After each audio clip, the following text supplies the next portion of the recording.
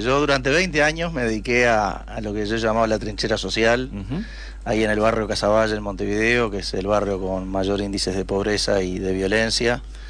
Así que ahí es donde estuve y bueno, mucha gente del mundo público, tanto comunicadores como políticos, han pasado por ahí a conocer lo que hacemos y bueno, Luis Lacalle ha sido uno de ellos, pero es de los que una vez que ve algo que le gusta, vuelve y vuelve y vuelve muchas veces y te pregunta y te pide ayuda y te pide, bueno, y te va tironeando de a poco, primero una charlita para un grupo de jóvenes, después para un grupo de dirigentes y bueno, así me fue enganchando en estos años. Yo lo conozco hace más de 10 años. ¿Y tú tenías algún tipo de militancia política? No, nunca. Para mí la política siempre estuvo como a un costado en mi vida, lo mío siempre fue lo social. De hecho he votado creo que a todos los partidos, porque la verdad que nunca tuve una preferencia determinada. ¿Sos licenciado? Licenciado en Relaciones Internacionales y tengo 2 maestrías, una en Dirección de Empresas, acá de la Universidad de Montevideo, y otra maestría en Gobierno de Organizaciones por la Universidad de Navarra en España. Y así que lo mío, y sí, soy profesor ahí en la Universidad de Montevideo, en la maestría en Dirección de Empresas, profesor del área de liderazgo.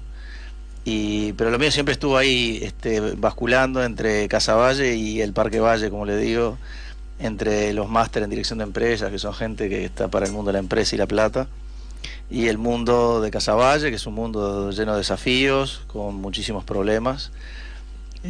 Así que, pero lo mío principalmente ha sido el mundo de lo social. Pero bueno, ahora me fue tironeando Luis Lacalle de a poco, muy pícaro, sí. Me fue enganchando, diría que... un compromiso no menor ¿no? No menor, pues estoy dejando atrás 20 años de trabajo, de algo que al final, después de 20 años, lo haces bastante bien, y tirándote a un mundo un poco desconocido para mí.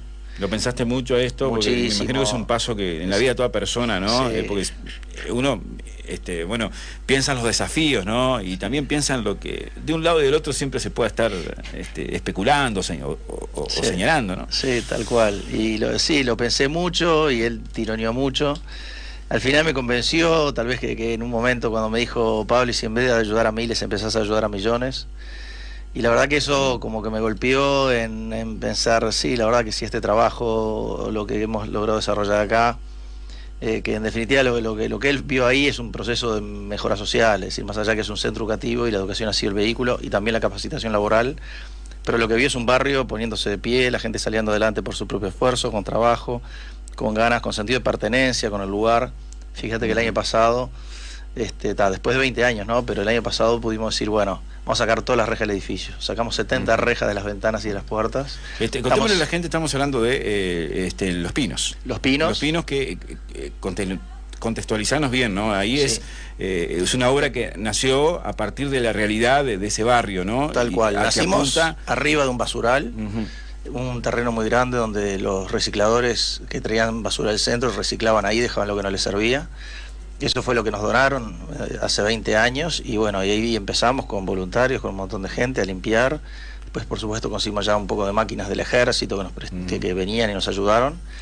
Y después de limpiar todo empezamos un programa educativo de complemento escolar en convenio con INAU, para gurises que iban de mañana a la escuela o al liceo y de tarde nosotros le damos deberes, deporte. Ustedes lo recibían en la tarde, los que iban de mañana y complementan la actividad educativa de los chiquilines de la escuela, ¿no? Eso mismo, y hace ya 15 años también pusimos lo que es capacitación laboral para jóvenes mayores de 18 años, 18 a 24 años, por ejemplo, de los que habían abandonado los estudios y les damos un curso de 5 meses bastante intensivo, de lunes a viernes de 8 a 1, y con eso les aseguramos un trabajo en una fábrica. Y eso ha tenido mucho resultado. Empezamos con un grupo de 20, hoy estamos formando 250 por año. ¿Cómo financieramente, cómo se sustenta esto?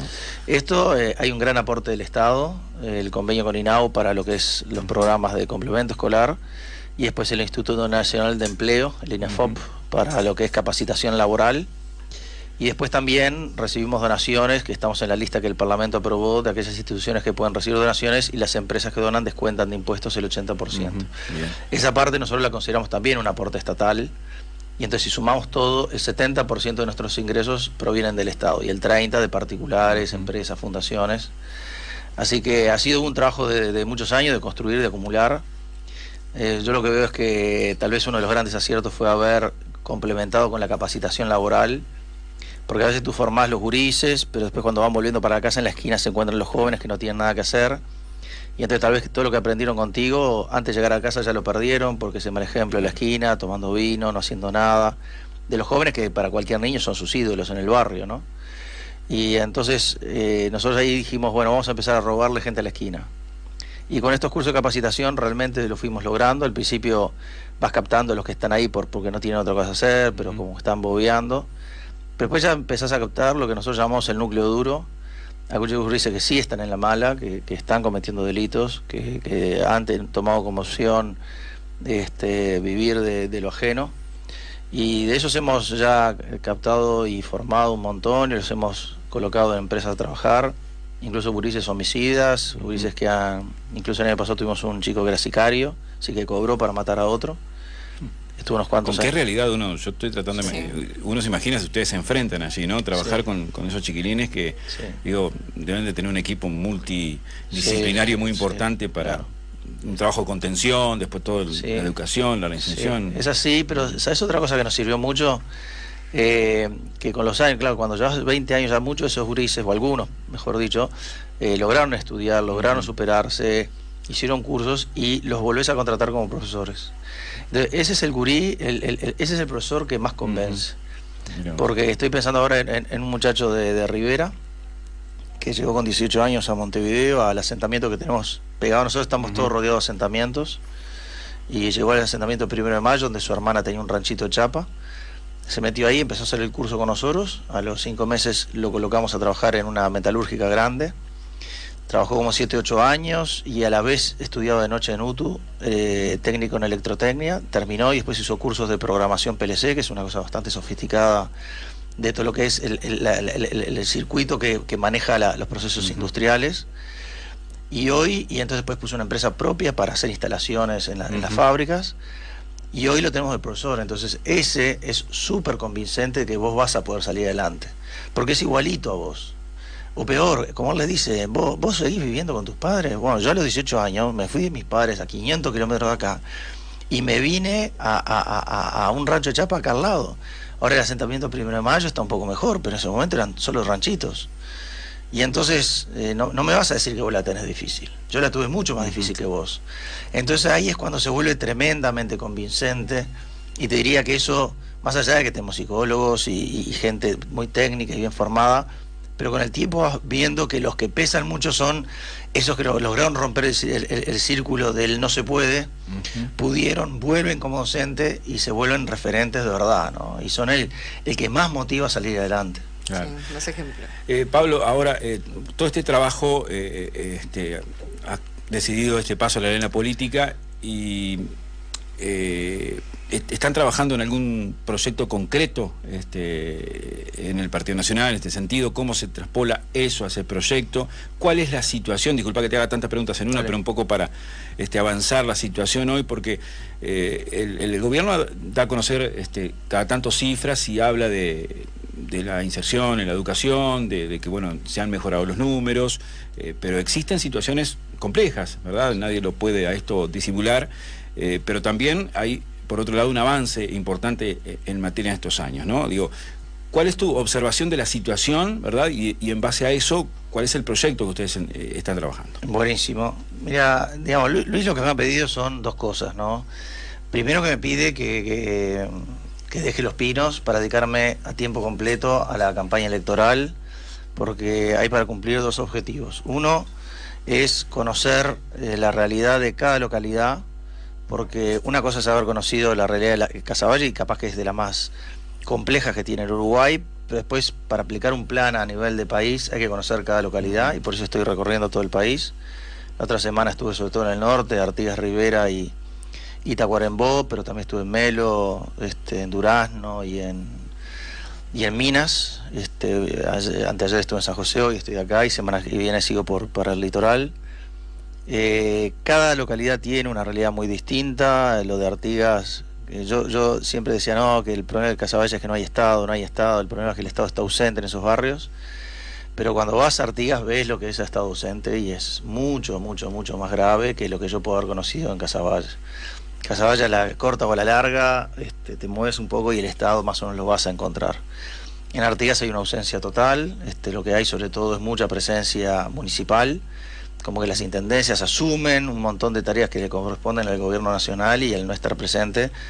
He tenido reuniones con mucha gente de las intendencias y te dicen, mira, son mis vecinos, no los voy a dejar tirados, y le pongo la policlínica y le pongo el comedor también, porque hay gente que no tiene manera de generar los ingresos para tener un almuerzo, y yo estoy para dárselo. Es decir, que ahí ves mucho trabajo desde los municipios. Entonces, Luis lo que me pidió primero es conocer toda la realidad y tomarme un año para esto, y después una segunda cosa que parece importante, que es contar un poco cuál ha sido mi experiencia ahí y explicar que sí se puede dar vuelta esta situación.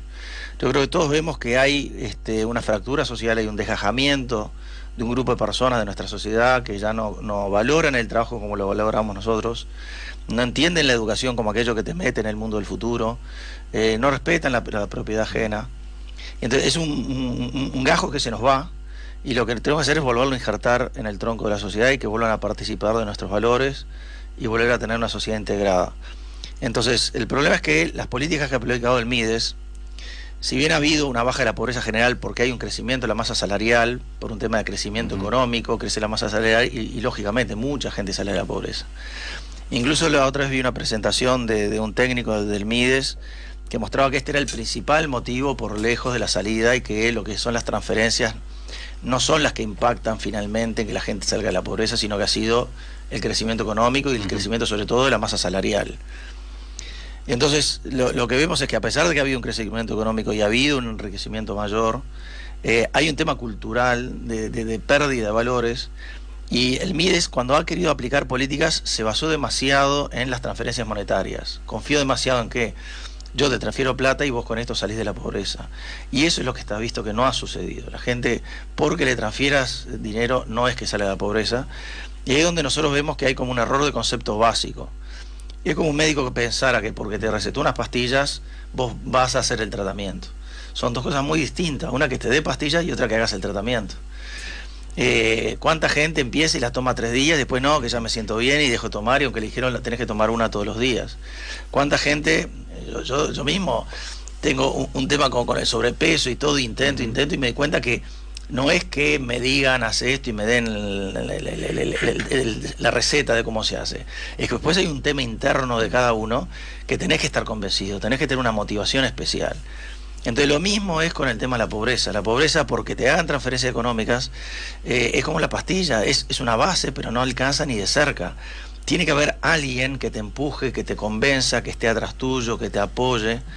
Y ahí es donde vemos que el MIDES ha fallado. No ha tenido programas de acompañamiento que ayuden a la gente a salir de la situación de pobreza. Ha sido un error confiar tanto en la transferencia económica. Es una base necesaria, pero si no lo complementas con el acompañamiento, esa persona va a depender de por vida. Y es peor, cada vez se va a sentir más incapaz de generar su propio ingreso. Ahora los programas, yo que se me viene a la mente Uruguay Trabaja, los distintos programas que el MIDES ha implementado, no han servido son para... muy buenos, hay muchos programas MIDES bien diseñados, pero luego el problema ahí, y ahí ya vamos a un tema más que de ideas, de implementación de los programas. El MIDES el problema que ha tenido es que ha dispersado su inversión social en 64 programas distintos, cada uno con su jefe, con su cacique. Coordinar 64 personas distintas para actuar en un territorio es muy difícil. Y entonces ahí es donde también ha fracasado en la implementación de las políticas. Hay un concepto que usa el rector de la Universidad de la República, Rodrigo Arim, que a mí me gusta, que es el efecto umbral. Dice, en las políticas sociales, hasta que no inviertas un monto determinado, no hay un cambio. Y entonces si vos la inversión social que tenías que hacer, en vez de focalizarte en algunos programas y generar un cambio y después vamos a los siguientes programas, si la dispersás a la misma vez en 64 programas distintos, ninguno provoca un cambio porque no tuvieron la inversión suficiente. Y no se da un efecto posterior que se llama el efecto cascada, que una vez que algo empieza a cambiar, todo empieza a cambiar. Si tú a una familia le arreglás el tema de la vivienda, también por cascada mejora la educación, mejora la salud. Es decir, que hay otros problemas que también la gente animada y con ganas y con fuerza y saliendo a trabajar mejor va resolviendo otros problemas que también tenía. Entonces, eso ha sido un tema de implementación. Uruguay Trabaja es un excelente programa, pero el año pasado se anotaron 30.000 personas y hubo lugar para 3.000. Entonces ahí es donde ves que hay una inversión insuficiente, pero que si solo vas a atender al 10% de la gente en general no ve el cambio. Y esto es lo que Luis me ha dicho una y otra vez. tenemos que hacer una gran inversión social, pero hay que convencer a la gente que es necesaria, y la gente está un poco descreída, porque ha visto que el MIDES ha volcado dinero y dinero y dinero, y no ven el cambio en estas personas. Ahora, ¿qué va a pasar? Porque bueno, ahora se ha puesto un poco en la mira de la artillería política el MIDES, ¿no? Y ahí hay una ida y vuelta. Pero en un eventual gobierno presidido por Luis Lacalle, ¿qué va a pasar con el MIDES? Porque por lo que tú me dices hay que potenciar totalmente estas cuestiones, ¿no? O sea, y dinero va a hacer falta. Sí. Es así, y por eso es que Luis me pide, esto necesitamos un año, y las campañas electorales son un gran momento para convencer a las personas de cómo se debe trabajar a futuro. Es un buen momento para transmitir ideas, formas de trabajo, qué pueden esperar. Entonces es un momento para transmitir de que hay que hacer una gran inversión social si queremos cambiar esto. Si no, vamos a seguir tirando pesitos tras pesitos, que al final acumulados son muchos, pero dispersos. No provocamos el cambio y la gente no acaba de salir adelante por sí misma. Y entonces esto no tiene fin. Esto va a seguir siempre siendo así. Tengo que hacer una gran inversión focalizada en algunos programas que cambie a alguna gente, y luego vamos a atender a la siguiente. Pero este es como una cosa muy básica de implementación de programas que está vista en muchos países. Yo he estado en Argentina, he estado en Colombia, viendo programas que son políticas sociales mucho más modernas. Esas son políticas sociales del año 2000, la de transferencia económica condicionada, diseñada por el BID, la transfirió a toda América Latina, convenció a todos los gobiernos que en ese momento de izquierda se estaban implementando. Y ha sido un fracaso. Lo ha reconocido el propio expresidente Mujica. Las políticas sociales han sido un fracaso. Hace pocos días el candidato presidencial del Frente Amplio, de Omar Vergara, dijo: en el Estado hay 600 programas sociales, todos superpuestos unos con otros, dilapidando el dinero, y no consiguen los resultados. Así que ahora, después de 15 años, el gobierno se ha dado cuenta que le ha errado en las políticas, se equivocó en la implementación, generó una dependencia muy grande de las transferencias y no ayudó a esa gente a realmente salir de la situación. La ha dejado en esa situación de dependencia económica. Sí, lo que Vergara hace poco estuvo, y él habla justamente de dar un paso, ¿no? Una especie, un término que utiliza mucho, evolucionar, ¿no? Pero un poco dar un paso de una nueva generación para hacer algunos cambios en ese sentido, pero que en un principio, dice él, bueno, funcionó y funcionó muy bien, pero después eso como que se achanchó, digamos, en términos vulgares, y pasa lo que tú estás indicando ahora, ¿verdad? Pero tampoco funcionó bien. Lo que hubo es crecimiento económico del país, pero crece la masa salarial. De la pobreza me refiero yo, ¿no? Sí, salió mucha gente de la pobreza, es clarísimo el descenso de la pobreza, pero hay que ver cuál fue la causa. Y propios técnicos del MIDES dicen que fue por el crecimiento de la masa salarial, no fue por las transferencias económicas, que además llegaban a un público al que no le llegó ese buen trabajo, ese trabajo de más calidad que hubo en el país y que generó mejores ingresos. Entonces, no hay que confundir, fue una política que no tuvo el efecto, pero ni aquí ni en el resto de América Latina. Hay un estudio del Instituto de Economía de la Universidad de la República que muestra que esas transferencias generaron en la gente una debilidad a la hora de salir a buscar trabajo por sí misma. Y dice: estos resultados que hemos descubierto en Uruguay son similares a los que se han descubierto en otros países de América Latina cuando estudiaron este mecanismo de transferencias económicas. No funcionaron. Por eso hace unos años, en Colombia, en Argentina, en Chile, se están aplicando políticas mucho más modernas, que se basan sobre todo en el acompañamiento de la persona que está mal. Bien. Hay que ponerle un mentor, como dicen los colombianos, al lado. ¿Querés escuchar a nuestra audiencia? ¿Alguna llamadita? ¿Alguna comunicación? ¿Tenemos una por allí? ¿Alguna comunicación telefónica? No me animé, vamos con un matecito. ¿Qué pasó? ¿Se cortó? Bueno, que espere 30 segundos, por favor, para decirle, redondee y va al aire. Bueno, cualquier cosa nos llaman a nuestra línea, que es el 4532-2948. Mi pregunta por el tema económico era porque, y ya vamos a algunos mensajes, se ha anunciado de que hay que hacer un ajuste desde el punto de vista económico, ¿no? Un ajuste del Estado. Y bueno, ¿cómo se ubica ahí la reestructura, por llamarlo de alguna manera, del MIDES en el marco de ese ajuste que se está mencionando? El compromiso de Luis es que el presupuesto del MIDES no se toca en su globalidad, pero sí vamos a hacer los ajustes para que funcione, para que esa inversión tenga un resultado, que es el problema que nos pasa, y es por lo que vemos que la sociedad se va desanimando de la inversión social. La gente, me lo encuentro en todo el país que recorro, que me cuestionan, pero inversión social sirve, que no sirve. Y eso es muy malo para un país. Que un país llegue a descreer de la inversión social le hace mucho daño, porque entonces ahí sí que no vamos a salir nunca más de esta situación. Tenemos que creer que la inversión social rinde, sirve, saca a la gente de la pobreza. Hay muchísimos países que lo han logrado. Hace 2 años estuve en Finlandia, un país que era muchísimo más pobre que nosotros hace 40 años. Y hoy está entre las principales economías del mundo en términos de riqueza por habitante. Y en términos de desarrollo humano, ni que hablar. Tiene un nivel social y de educación. Las pruebas PISA están siempre entre los 5 primeros lugares. Y tuvieron situaciones de pobreza mucho peores que las nuestras. Pero aplicaron las políticas adecuadas. Nos engancharon en esta política basado puramente en lo económico, en lo monetario, que la gente no la convenció de que por sí misma iba a salir adelante. Bien, si se lo tenemos mensaje por allí, me decía, sí, vamos. Sí, tengo este mensaje de la audiencia que nos dice: un profesor se mete en problemas y deja repetidor a un alumno. Hay chicos que pasan el año faltando 3 meses. Y pregunto, ¿por qué no erradicar esos ranchos de chapa que no lo hicieron en 15 años y darle bienestar? Por ahí pasa la cosa. Bienestar es más educación. Ahora quieren dar vuelta a la cosa. Claro, año de elecciones. La educación cayó un 80% y doy fe. Estos años de elecciones son puro verso. La oposición en 15 años no hizo nada. Ahora quieren hacer. Bueno, viene reflexión con una crítica también. Bueno, Pablo, te escuchamos. Bienvenidas todas las críticas y todo lo que se pueda hacer. La oposición, desde el lugar que le corresponde, hace lo que puede. Quien tiene la capacidad de hacer cosas es el que está en el gobierno y tiene los recursos para aplicarlos y resolver los problemas.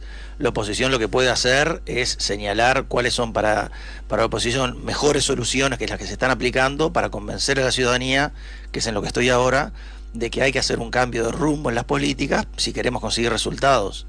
Estamos totalmente de acuerdo que además las políticas sociales tienen que aplicarse sobre todo donde falló la educación. La principal mecanismo que tiene una sociedad para que la gente salga adelante es la educación, porque es lo que te prepara para ser un ciudadano de primera, pero también para tener un trabajo de los que se van a necesitar en el futuro, no los trabajos de ahora.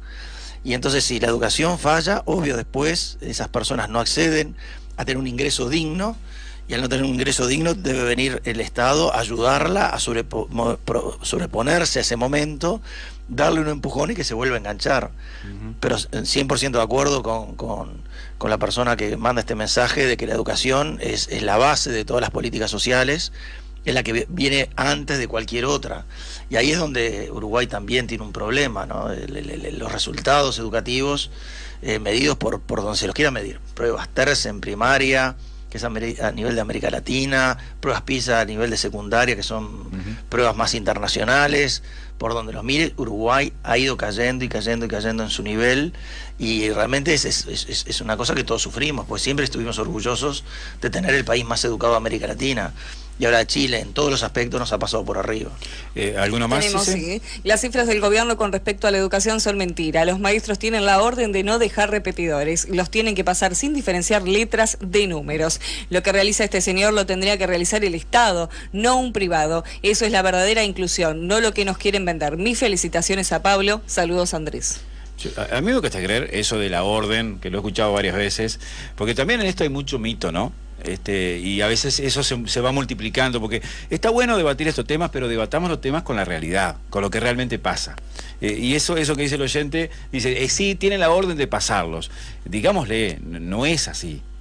O sea, no está planteado en esos términos. Sobre todo que está planteado desde otro punto de vista, que, digamos, la repetición fue un instrumento que se usó durante muchísimos años para ver si el chico, con un refuerzo, volviendo a repetir los mismos conceptos, tenía un avance en su comprensión.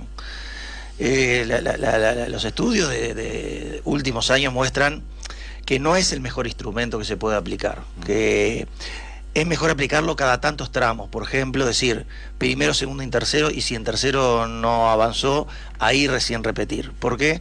Porque cuando un chico repite y pasa a estar con chicos de otra edad más baja, se le genera una depresión, un descenso, eso de lo que ahora le llama la autoestima, de cuánto él piensa que va a salir adelante, y entonces hace un esfuerzo todavía menor que el que hacía antes, porque se va como convenciendo, yo no sirvo para estudiar, lo cual es muy riesgoso, porque si no contamos con el esfuerzo de la persona, empujándolo no va a salir, no va a aprender, porque lo empujemos, porque le martillemos, porque me siente yo al lado. Si el niño o la niña no están convencidos de que van a aprender, no lo van a lograr. Entonces, muchas veces la repetición ha profundizado el problema, que es como convencerlo de que no podés aprender porque sos distinto a los demás.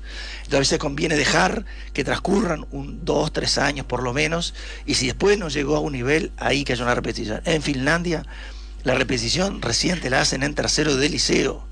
Hasta ese momento no hay repetición. Y cuando repetís, no repetís, sino que simplemente te dicen, vas a hacer un año extra antes de pasar a cuarto, pero lo vas a hacer con todos aquellos de tu edad que no estén prontos para pasar a cuarto. La misma situación que es. Entonces tenés un grupo de todos gurises de la misma edad que hacen como una especie de año extra, no es que volvés a repetir tercero. Te dicen, este es un año extra de repaso de toda tu educación, porque así vas a estar mejor preparado para pasar a cuarto. Entonces... Yo entiendo que tradicionalmente yo y todos los que tenemos cierta edad nos hemos educado en que la repetición era un buen instrumento para reforzar y que aprendan y todo lo demás. La práctica, la realidad, un montón de estudios en todos los países han demostrado que no es el mejor instrumento. Yo sé que esto es un poco, suena difícil de aceptar, pero la práctica lo ha mostrado y los países que han dejado de hacer repetir y ir por otras vías. El problema es que Uruguay no ha usado las otras vías. Yo estuve en Finlandia y me acuerdo una escuela donde había una maestra de educación especial que desde primero, aquellos que se habían rezagado, ya lo estaba apoyando, lo sacaba del grupo y tenía algunas clases con el grupo y otras clases individuales y otras clases con grupo de 2 o 3. Esa maestra seguía en esa escuela 11 niños, que eran los que más problemas tenían.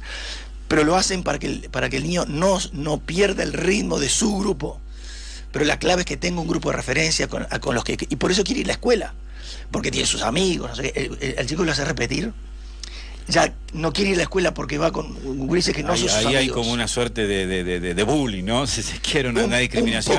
Un poquito yo de recuerdo, eso se da. iba a la escuela y el que repetía era el burro. Y digo, mirá, era así, te trataban así, o sea, y hay todo un tema ahí de connotación psicológica hacia el chico que es complicado, ¿no? Y le genera un desánimo muy grande y descreer de sus propias fuerzas, y gurises que podrían ir adelante maravillosamente, sobre todo que muchos de ellos tienen un quiebre en los estudios en un momento de debilidad psicológica, que puede ser porque hay problemas en la casa, problemas económicos o problemas de vínculo entre los padres, y eso les genera momentáneamente un bloqueo.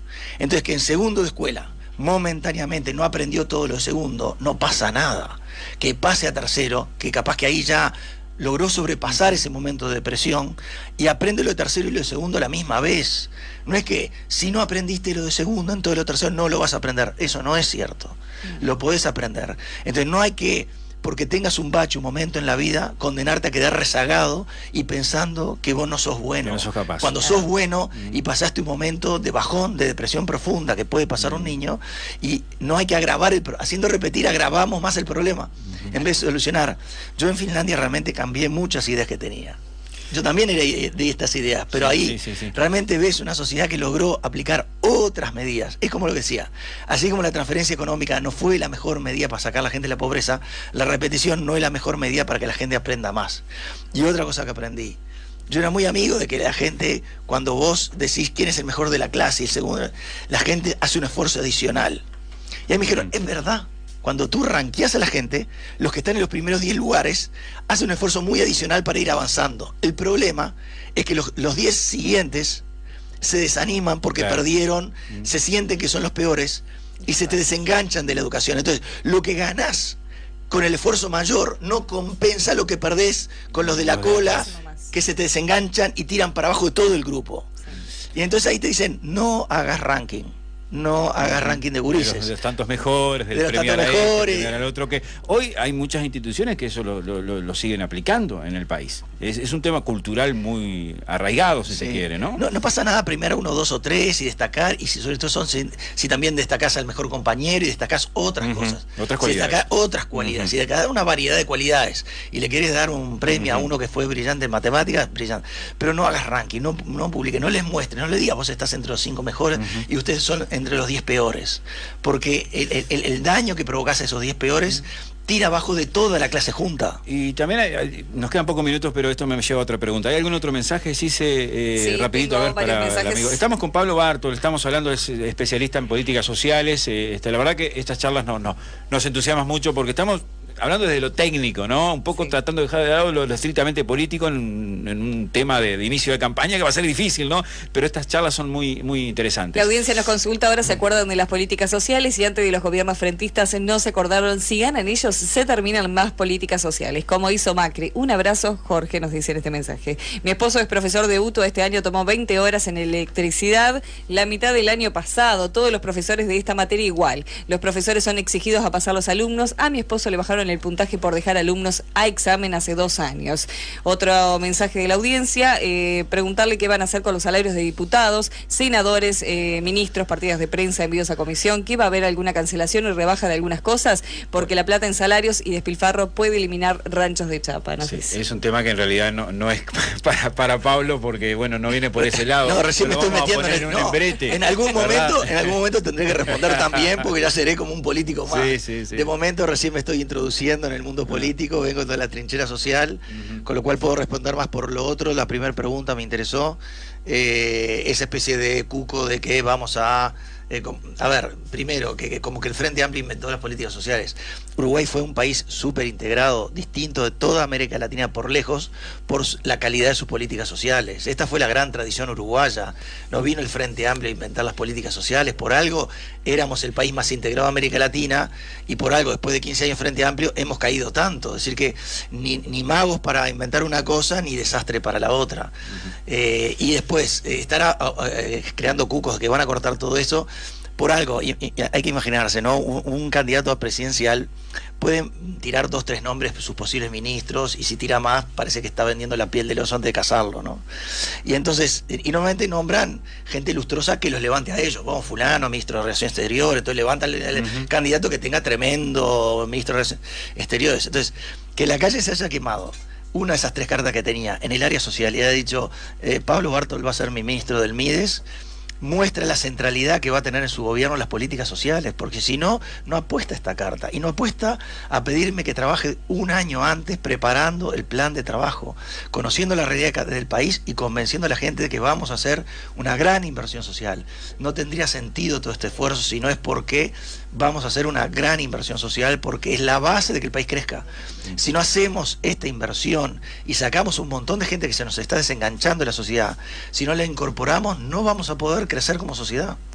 Bien, a veces uno trata de interpretar a los oyentes porque también hace comparaciones, y a veces en tiempos de campaña las promesas están a la orden del día, y es una señal importante la que Pablo nos está dando. Ojalá que si te toca tener esa responsabilidad puedas llevar a cabo la instrumentación de estas políticas como lo estás planteando, y ojalá que exista ese presupuesto, ese dinero, ¿no? Porque por ahí el oyente compara con otros países donde también se prometieron, pero después cuando le tocó gobernar, bueno, había que recortar acá, recortar allá, o qué sé yo, el problema de la deuda, el problema del déficit, y hubo que tomar medidas económicas, que es la columna vertebral del gobierno, y de repente no queda esa plata para que, en el caso tuyo, Pablo, si no cuentes con ese presupuesto para llevar adelante eso. Por ahí viene quizás tratando de interpretar el temor que pueda tener la gente en ese sentido, ¿no? Sí, el temor siempre puede estar, pero digamos, tampoco hay que hacer futurología diciendo no lo van a hacer, seguro no lo van a hacer, basado en nada más que yo lo digo. ¿En qué otra cosa se basa? ¿En qué él lo dice? Entonces, lo cierto es que acá hay una apuesta muy fuerte, y por algo estoy yo acá hoy, y no está el futuro ministro de Relaciones Exteriores o otra persona capaz que más lustroso de un ministerio que parezca como más así rimbombante, ¿no? Y acá estoy yo, que voy a estar al frente del Mides. ¿Y por qué? Porque este va a ser el centro de las políticas de Luis Lacalle Pou. Pablo, ha sido un gusto haberte conocido de esta charla, que repito, muy rica desde lo técnico, que va más allá. Bueno, si es una llamada cortita porque estamos en el cierre ya, si es un oyente, bueno, cortita, a ver, danos retorno acá, Juli, así escucha Pablo, o si no, adelante, ¿quién está en línea? Buen día, Carlitos, Sí, ¿cómo andás? día. Para saludarlo a Pablo, digo, y la verdad que es un placer escuchar a una persona técnica hablando de un tema tan importante en Uruguay, sobre todo de esa famosa grieta social que ahora está de moda decir.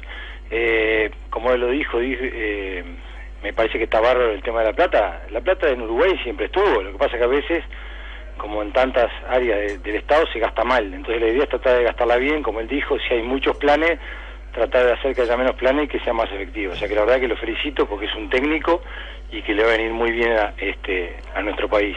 No pensando en materias políticas, sino que esto tenemos que salir, porque a partir del 1 de marzo del 28 de noviembre de este año, seguimos siendo todos uruguayos por más que tengamos una bandera o hayamos votado a uno a otro. Lo importante es que el país salga adelante por la gente que más necesita y de repente que la gente que menos conocimiento tiene, que eso es lo que más hay que apostar, que la gente pueda tener más conocimiento y que sea más educada para tratar de disimular esa grieta.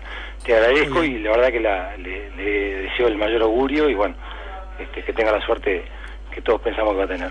Un abrazo. Muchas gracias. Muchas gracias. Muchas gracias a ti. Bueno, tenemos que despedirnos, se nos agotó el tiempo. La verdad que sí. Muchas gracias a la audiencia, disculpas por el tema.